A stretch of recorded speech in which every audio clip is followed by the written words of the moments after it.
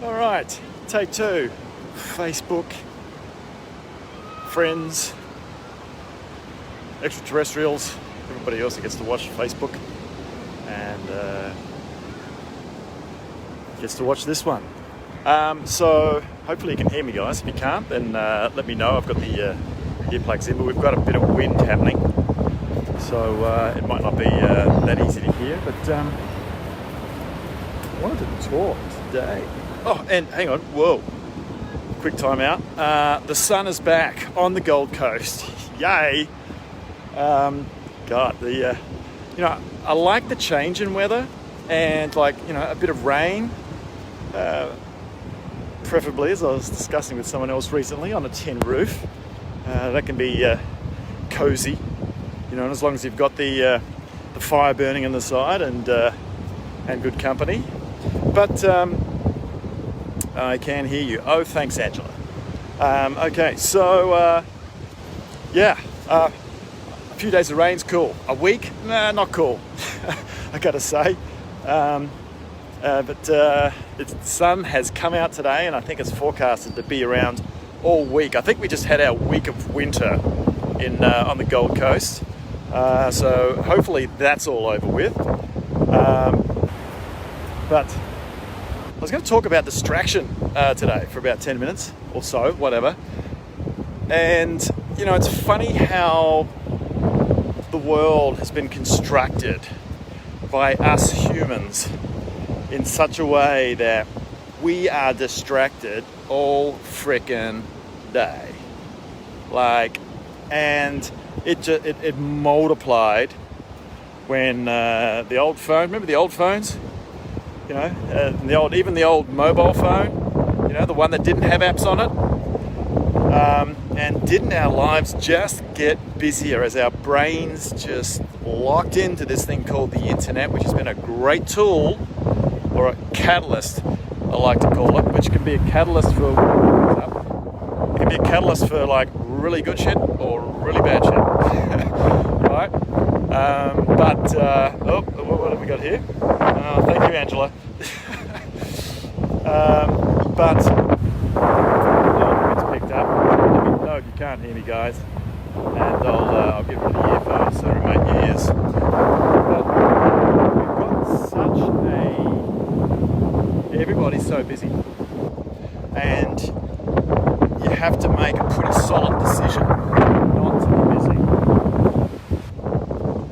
And that's tough today because you've got so many things that you think are depending on you, and that we've just been connected up and plugged into everywhere. The thing is, who owns the responsibility of that? Well, of course we do as humans. It's up to every individual, up to where people say to me, and when I'm working with my executives in my Biotech Exec program, they'll say, okay, thanks, Angie.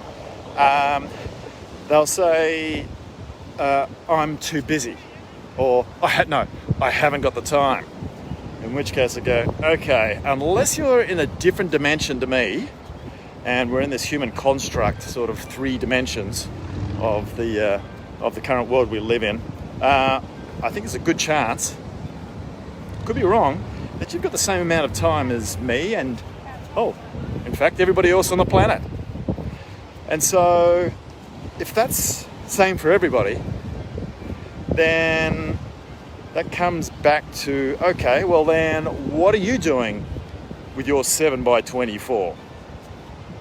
In other words, what choices are you making? And where are they coming from?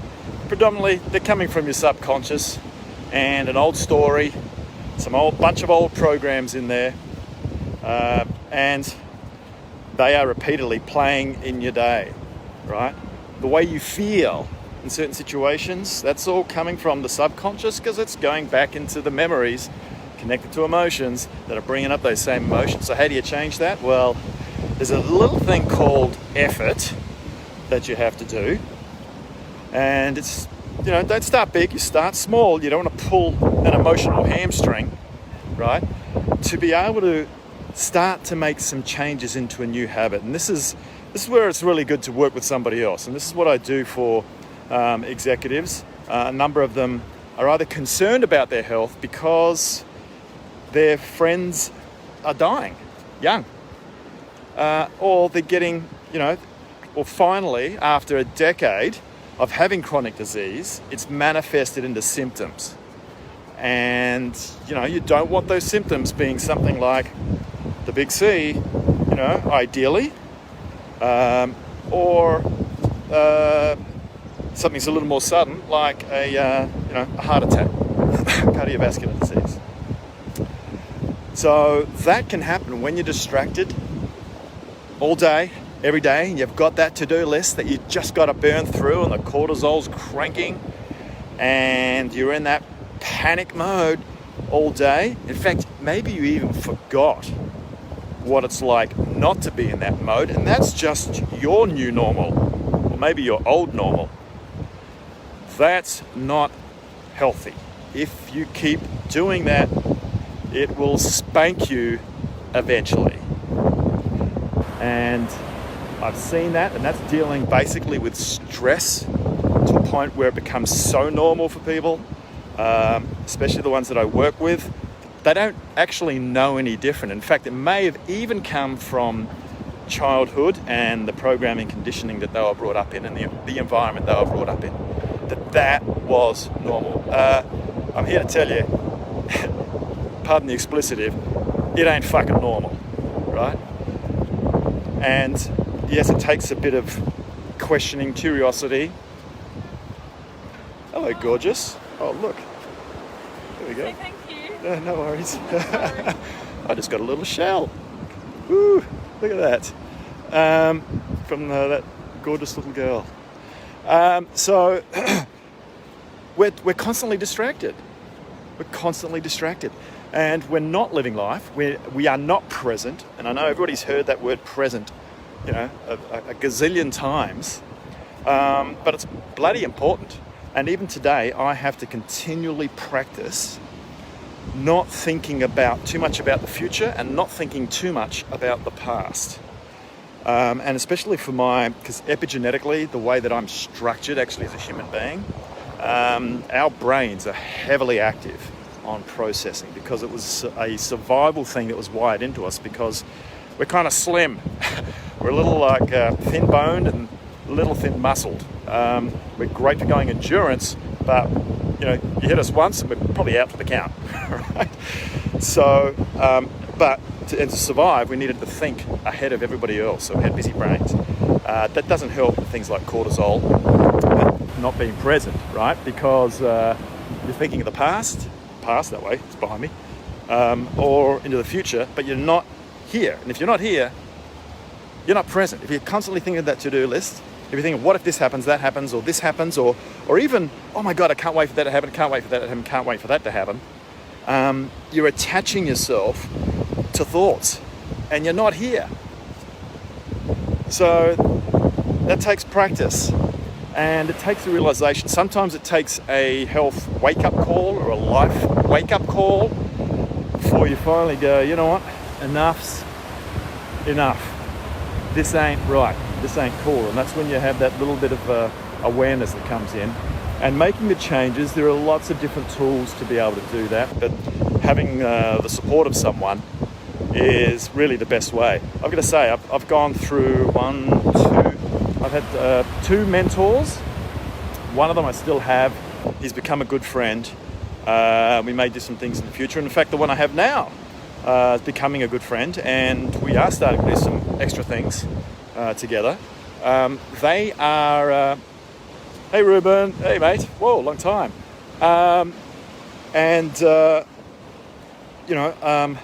Different coaches for particular parts of the business that I've been building, or the movement that I've been building in corporate health, and taking that to the new level. And of course, one very good friend that I work with in the Corporate Alchemist project, which is going to be coming today live, as it does on Mondays and Fridays. I'm going to be using a new tool called StreamYard to be able to push it out to my ear isn't falling out, sorry.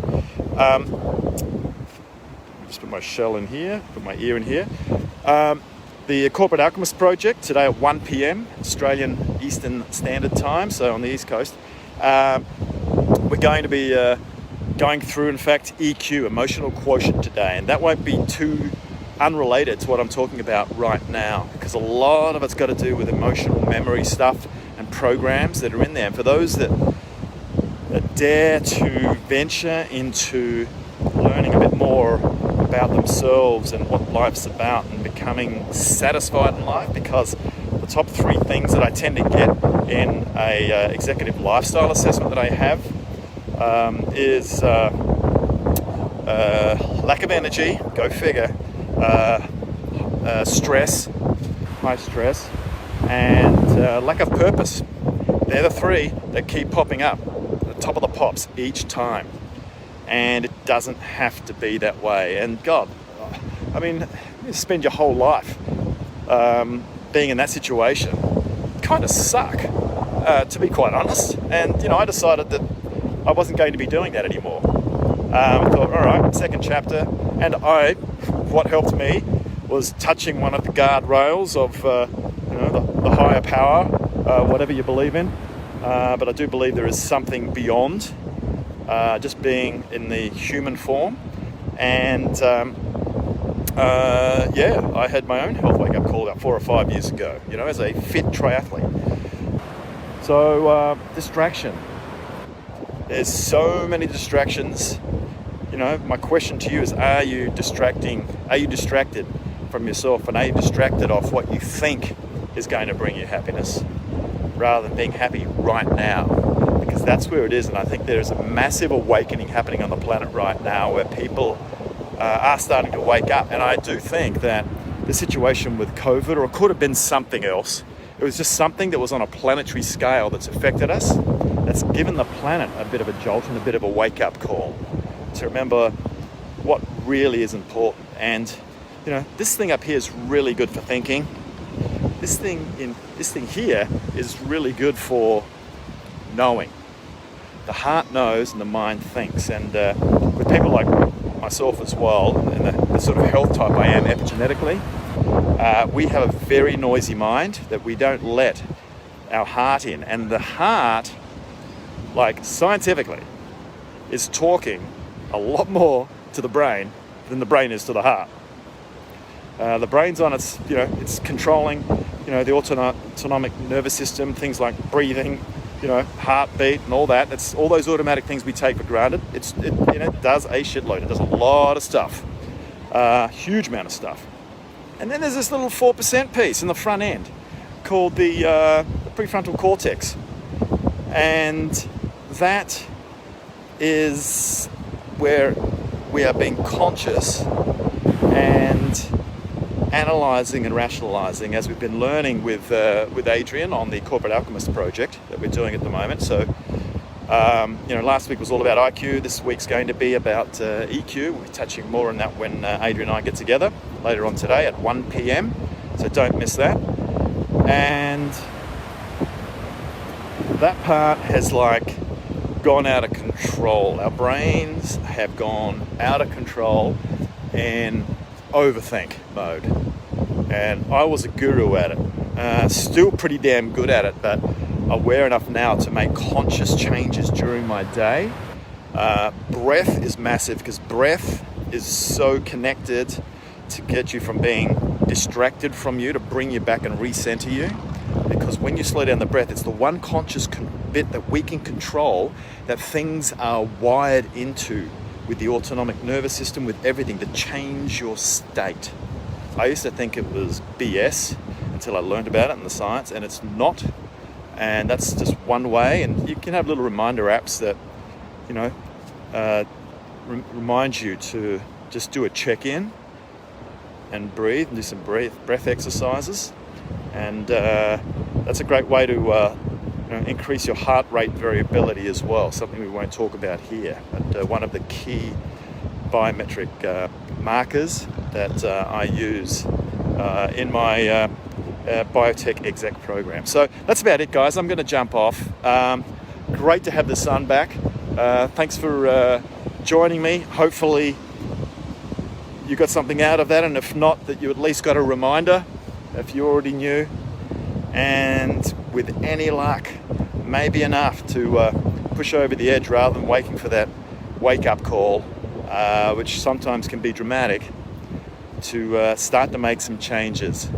And while the world is in the current state of developing its new normal, I'm optimistic that the new normal is going to head us into a direction, not without a bit of stretching and maybe a little bit of pain here and there, because it's change, into a higher level, more satisfying life and being present. Okay, have a great day, morning, afternoon, evening, breakfast, lunch, dinner, meditation, and maybe that one glass of biodynamic red, depending on how you're genetically predisposed, whether it's going to work for you or maybe not. I got lucky on that one. Yeah, all the best. And we'll see you today, 1 p.m. on FB Live and a few other channels, because StreamYard's going to pump it out everywhere. For my session with Adrian today, we're going to be doing EQ and physiology. Interesting subject. All right, guys. Bye.